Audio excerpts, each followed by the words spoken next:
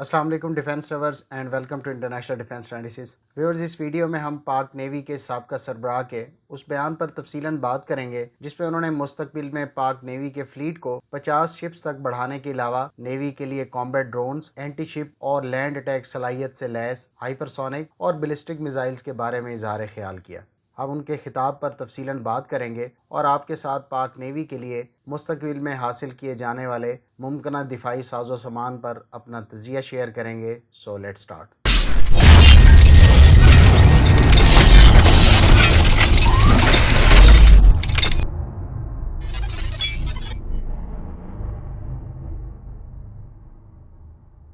Viewers, پاک navy کے سابقہ سربراہ نے روایتی طور پر اپنے عہدے کے اختتامی خطاب میں پاک نیوی کی اب تک کی اچیومنٹس اور مستقبل کے پروجیکٹس پر تفصیلاً بات کی ہے۔ اس تقریب کے حوالے سے میں آپ کے ساتھ ان کے خطاب کے بنیادی نکات شیئر کرنے کے بعد اپنا تجزیہ شیئر کروں گا، جس میں ہم یہ جاننے کی کوشش کریں گے کہ وہ کون سی شپس یا ویپنز ہیں جو ہمیں مستقبل میں پاک نیوی میں دیکھنے کو مل سکتی ہیں۔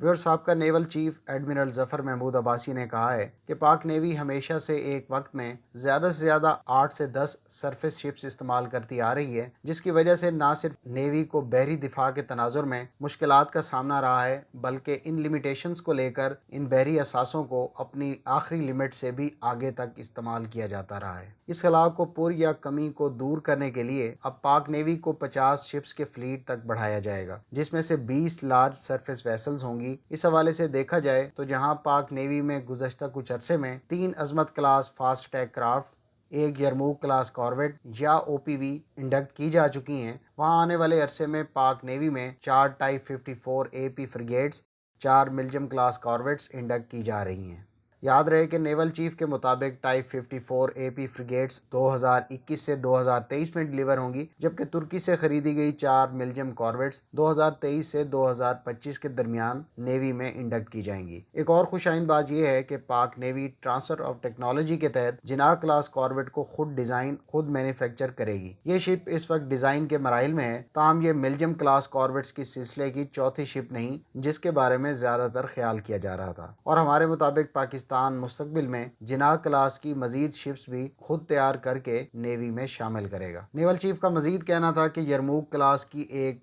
2300 ٹن ڈسپلیسمنٹ کی کارویٹ پہلے ہی نیوی میں شامل کی جا چکی ہے، جبکہ دوسری کارویٹ جس کو پی این ایس تبوک کا نام دیا گیا ہے وہ نومبر میں انڈکٹ کر دی جائے گی۔ اسی طرح سے عظمت کلاس فاسٹ اٹیک کرافٹس کے سلسلے کی چوتھی شپ جس کو پی این ایس ہیبت کہا گیا ہے، اس کو بھی اس سال کے آخر میں پاک نیوی میں شامل کر دیا جائے گا۔ سب مرین فلیٹ کے حوالے سے ایڈمرل ظفر محمود کا کہنا تھا کہ جوان کلاس سب مرین کے سلسلے کی 4 آبدوزیں چین جبکہ 4 پاکستان میں تیار ہوں گی، اور پاک نیوی کا شمار اب نہ صرف سب مرین آپریٹ کرنے والی بلکہ سب مرین بنانے والی نیوی میں ہوگا۔ اس بارے میں ان کا مزید کہنا تھا کہ پاک نیوی پہلے ہی ایک جوان کلاس سب مرین ٹریننگ اور سب مرین کے سسٹمز کی انڈرسٹینڈنگ کے مقصد کے لیے Chinese people liberation army navy سے حاصل کر چکی ہے، جس کو باہمی تعاون کی بنیاد پر عملے کی ٹریننگ کے لیے فری میں حاصل کیا گیا ہے تاکہ ہنگور کلاس سب مرین پر متعلقہ عملہ سموتھلی شفٹ ہو سکے۔ انہوں نے کہا کہ ہنگور کلاس سب مرینز بھی آنے والے عرصے میں پاک نیوی میں شامل کی جائیں گی۔ یاد رہے کہ ہنگور کلاس سب مرین کے سلسلے کی پہلی 4 سب مرینز متوقع طور پر 2023 سے 2025 میں چائنا میں تیار ہونے کے بعد پاک نیوی کا حصہ ہوں گی، جبکہ مزید 4 سب مرینز 2025 سے 2028 کے درمیان پاکستان لوکلی مینوفیکچر کر کے نیوی میں شامل کرے گا۔ سب مرین کے تذکرے کے دوران نیول چیف نے ملکی سطح پر تیار کردہ میجٹ سب مرین کا ذکر نہیں کیا، جو اس بات کی طرف اشارہ ہے کہ یہ ایک غیر اعلانیہ پروجیکٹ ہے جس کو کسی حد تک خفیہ رکھا گیا ہے، اور اس حوالے سے خبریں سیٹلائٹ امیجری کی مدد سے نکل کر سامنے آئی تھیں۔ اسی طرح سے مزید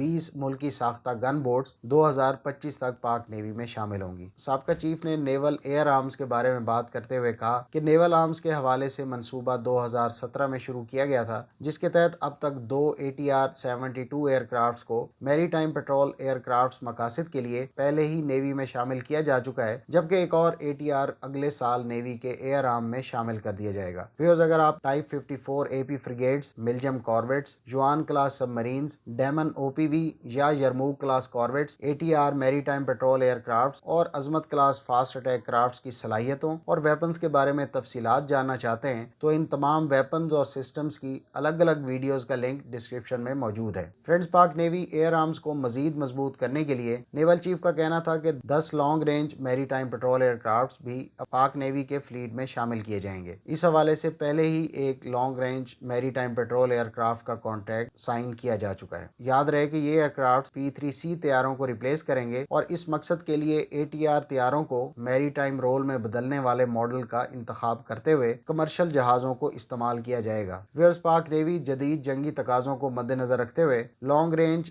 ہائی انڈیورنس کامبیٹ ڈرونز کے لیے جس میں سیٹلائٹ کمیونیکیشن کی صلاحیت ہو وہ بھی اپنے فلیٹ میں شامل کرنے جا رہی ہے۔ اس حوالے سے سابقہ نیول چیف کا کہنا تھا کہ کانٹریکٹ پہلے ہی سائن کیا جا چکا ہے۔ ان کے خطاب میں جو خاص طور پر قابل ذکر بات تھی وہ نیوی کے لیے ہائپر سونک میزائل کے علاوہ شپ بیسڈ لانگ رینج اینٹی شپ اور لینڈ اٹیک بیلسٹک میزائل کی تیاری پر کام ہے جو اس وقت انڈر ڈیولپمنٹ ہے۔ یاد رہے کہ پاکستان پہلے ہی نیوی کے لیے حربہ اور ضرب کروز میزائل مقامی سطح پر تیار کرتا ہے جو لینڈ اور اینٹی شپ دونوں مقاصد کے لیے کارآمد ہیں۔ تاہم یہ حالیہ ذکر ہائپر سونک میزائل اور بیلسٹک میزائل کے بارے میں تھا جو پاکستان ایئر فورس کے متوقع ہائپر سونک میزائل کے علاوہ ہے۔ ویورز، کیونکہ نیول چیف نے 6 ہیوی سرفیس شپس کا تذکرہ یرموک کلاس کارویٹس یا ڈیمن OPVs کے ساتھ کیا، اس لیے زیادہ تر تجزیہ نگار ان ہیوی شپس کو ڈیمن کارویٹس کی کیٹیگری کی ہیویئر ڈسپلیسمنٹ کارویٹس شمار کر رہے ہیں۔ تاہم ہمارے مطابق پاک نیوی اب روایتی ڈیفینسو یعنی دفاعی اپروچ سے اوفینسو یعنی جارحانہ اپروچ کی طرف بڑھ رہی ہے، اور اسی حکمت عملی کو لے کر پاک نیوی مستقبل قریب میں ٹائپ 57 فریگیٹس یا ٹائپ 52 ڈسٹرائرز میں سے کسی ایک کا انتخاب کر سکتی ہے۔ تاہم میرے مطابق ٹائپ 57 فریگیٹس کے زیادہ چانسز ہیں۔ اسی طرح سے کامبیٹ ڈرون ایک اور خوشائن بات ہے، اور ہمارے مطابق پاک نیوی چائنیز CH-4 ڈرون اپنے فلیٹ میں انڈکٹ کر سکتی ہے، اور ماضی میں ہم پاکستان کے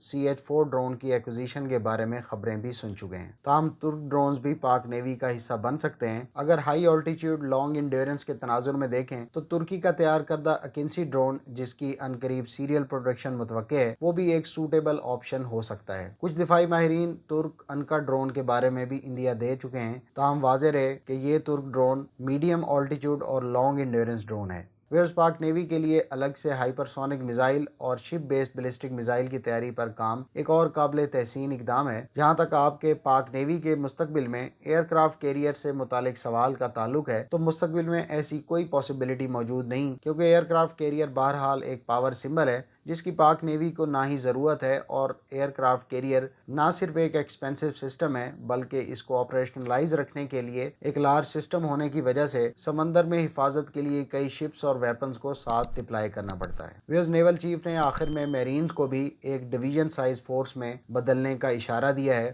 اور ان کا کہنا تھا کہ 2030 تک پاکستان میرینز کو ایک ڈویژن سائز فورس میں بدل دیا جائے گا، جبکہ نیوی کے اسپیشل سروسز گروپ اور نیوی سیلز کو 2023 تک بریگیڈ سائز فورس میں بدل دیا جائے گا۔